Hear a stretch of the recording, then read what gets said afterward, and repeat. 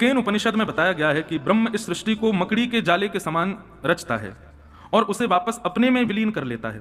तो प्रश्न यह है कि ईश्वर यानी कि ब्रह्म ऐसा क्यों करता है? उद्देश्य प्रयोजन क्या है सृष्टि विस्तार का? देखो, केन उपनिषद में एक उदाहरण मात्र दिया गया है कि भगवान मकड़ी के जाले की तरह सृष्टि बनाते हैं और जैसे मकड़ी जाले को खुद में समेट लेती है ऐसे भगवान, वो केवल एक उदाहरण मात्र है। यदि आप उद्देश्य पूछो कि ठाकुर जी ने सृष्टि का निर्माण सृजन क्यों किया, इसके कई उदाहरण हैं। एक उदाहरण यह आता है, एको हम बहुश्याम। अभी पूज्य श्री नैयायिक गुरु जी कह रहे थे भगवान एक है और जब वे अपनी निद्रा से उठते हैं तब वे अकेले होते हैं, कुछ नहीं है, उनके अलावा कुछ भी नहीं है।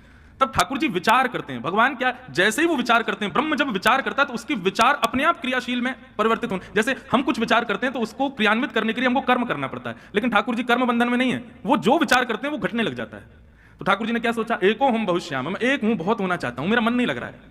जैसे ही ठाकुर जी ने विचार किया, नाभि से कमल उत्पन्न, कमल पर ब्रह्मा उत्पन्न, ब्रह्मा ने सृष्टि करी, सृष्टि में हम सब लोगों को बनाया, ये जीवात्मा सबका निर्माण होने लगा। हमसे ठाकुर जी को इतना प्रेम हो गया कि ठाकुर जी बोले भाई इनसे मुझको मिलवाओ।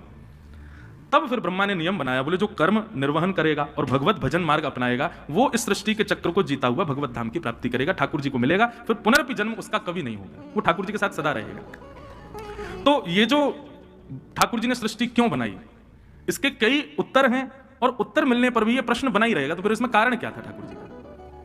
ये तो वही बात हो गई कि मेरी मां मुझसे बहुत प्रेम करती है, तो फिर उन्होंने मुझे स्कूल क्यों भेजा, अपने से दूर क्यों किया? इसलिए भेजा ताकि तुम और निपुण बनो, तुम और श्रेष्ठ बनो। हम सब जीवात्मा सदा ठाकुर जी के भीतर ही प्रदत्त रहते हैं, लेकिन ठाकुर जी चाहते हैं ये और गुणवान हो और श्रेष्ठ बने। इसके लिए ये कर्म बंधन में बंधे और गुरुजनों के आश्रय से कर्म निवृत्त होकर फिर मेरी प्राप्ति करें और श्रेष्ठ होकर मेरे पास आए, इसलिए ठाकुर जी ने सृष्टि की है।